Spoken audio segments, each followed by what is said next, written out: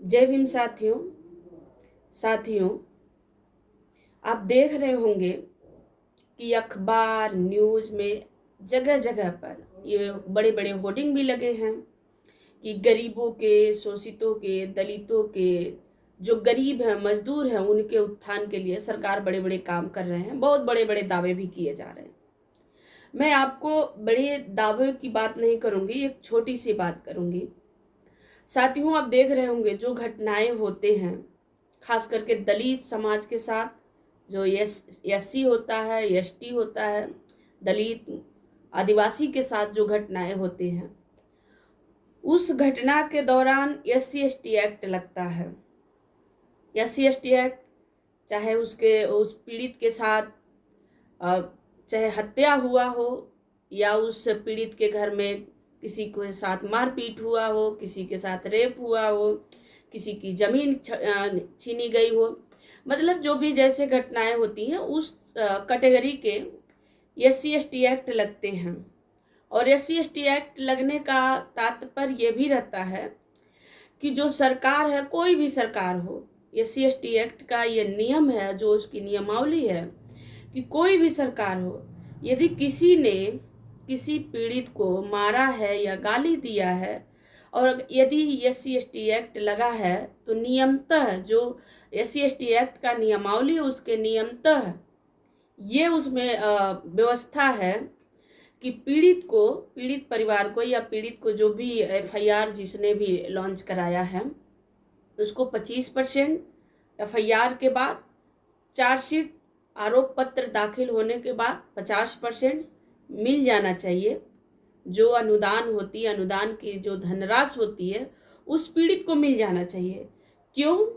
क्योंकि आप भी जानते होंगे कि ज़्यादातर जो दलित होते हैं, जो इस तरह से लोग होते हैं, वो कहीं ना कहीं मेहनत मजदूरी करते हैं। उनके साथ इस तरह से घटना हो जाने के बाद एक कोर्ट में या वकीलों की एक फीस होती है, जिसको वो पूर्ति नहीं कर पाते हैं और आगे चल के वो केस हार जाते हैं। उनको केस लड़ने के लिए, उनको केस लड़ने में कोई बाधा ना उत्पन्न हो, इसको देखते हुए सरकार की, या मतलब वो जो एससी एसटी एक्ट की जो विधान बनाई गई है, विधि है, इसलिए वो बनाया गया है कि अगर उसके साथ इस तरह से घटना हुआ है तो उसको ये धनराशि मिल जाएगी, तो आगे की लड़ाई वो आसान से लड़ लेगी। लेकिन उसमें हो क्या रहा साथियों, कई केसेस ऐसे हमारे संज्ञान में भी आए हैं, और कई लोगों से जब घटनाओं में सुनने को भी मिलता है, 2 साल हो गया, साल भर हो गया, 1.5 साल हो गया, आरोप पत्र भी लग गया, सब हो गया, एफआईआर हो गया, आरोप पत्र लग गया, लेकिन किसी के साथ छेड़छाड़ हुआ है, किसी के साथ मारपीट हुआ है, किसी की जमीन हड़पी गई है, इन सारे घटनाओं में अगर एससी एसटी एक्ट लगा है, तो उसको अभी तक सरकारी जो अनुदान मिलना चाहिए, जिसके बलबूते पे वो सरकारी मदद ले सकता है, चाहे कानून की मदद ले सकता है, कोर्ट में पैरवी कर सकता है, वो उसको नहीं मिल रहा। उस पीड़ित को, उस परिवार को नहीं मिल रहा।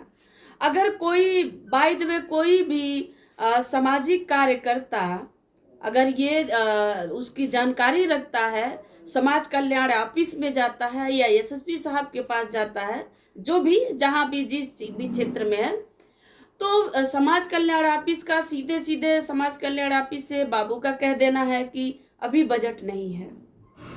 मतलब किसी को 50,000, 1,00,000, 25,000 देने के लिए सरकार के पास बजट नहीं है। मैं इसलिए बात कर रही हूँ कि जब मैं बात करती हूँ, बात रखती हूँ, तो कुछ लोगों को बहुत तकलीफ होती है। आप गरीबों के उनकी हक देने के लिए बजट नहीं है सरकार के पास। बड़े बाबू सीधे कह देते हैं, जो समाज कल्याण ऑफिस के बाबू होते हैं, सीधे कह देते हैं अभी बजट नहीं आया। मतलब 2 साल से 1.5 साल से घटना हुआ, जिसमें 1,00,000, 1.5 लाख, 50,000 मिलना था उस पीड़ित परिवार को, उसका केस कई बार केस छूट जाती है। तो इसके पीछे बहुत बड़ी साजिश चली जा रही है। बड़े बड़े मंदिर बनाने के लिए बजट मिल जा रहे हैं, भाई हजारों हजारों करोड़ रुपया लगा करके मंदिर बनाए जाते हैं, तब बजट हो जाता है।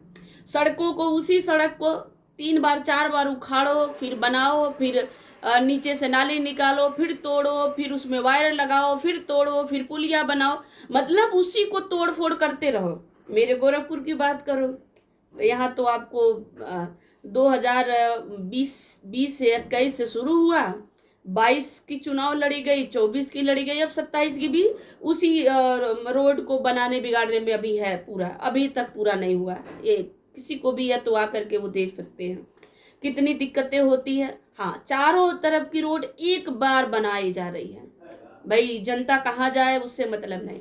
खैर, हमें उससे मतलब नहीं है, लेकिन मतलब ये है कि आपके पास और काम करने के लिए, अमीरों के लिए बड़े बड़े बजट हैं, लेकिन गरीबों के लिए आपके पास बजट नहीं है।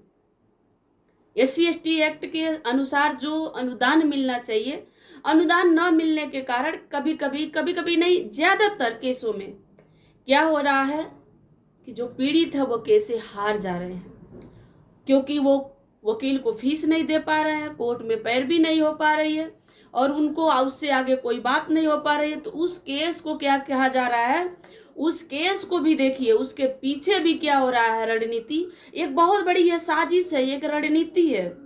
उस केस को कहा बस लिखवा दिया जा रहा है, बस उस पीड़ित से किसी तरह से सिग्नेचर लेके, चाहे जैसे भी उसमें दबाव बना करके ये लिखवा दिया जाता है कि ये हमने बाय मिस्टेक, ये केस हमने बाय मिस्टेक कर दिया, हमने बाय मिस्टेक लगा दिया, क्योंकि केस लड़ने की उसकी हैसियत नहीं है, गरीब है, मजदूर है। 4 बार वकील के पास जाएगा तो 4 बार जाएगा, 400 रुपया चाहिए, 200 रुपये की रोजगार नहीं है उसकी पर डे की, तो वो कहाँ से देगा? वो उसके साथ घटना हुआ, वो आगे कैसे लड़ेगा? इसीलिए तो उसको SC/ST एक्ट मिलना था, लेकिन उसमें भी नहीं मिल रहे हैं।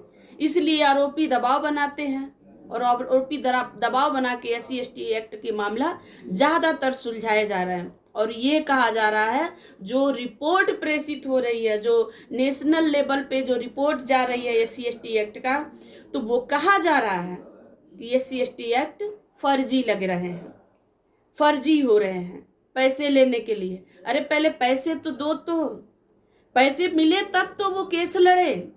ऐसे मेरे संज्ञान में कम से कम 20 केस है, 1-2 केस की बात नहीं कर रही है, 20 केस। क्योंकि मैं खुद एक आप जानते हैं, समाज के लिए मैं लड़ती हूँ, समाज के जो भी गरीब है, जो पीड़ित है, उसके लिए मैं लड़ती हूँ।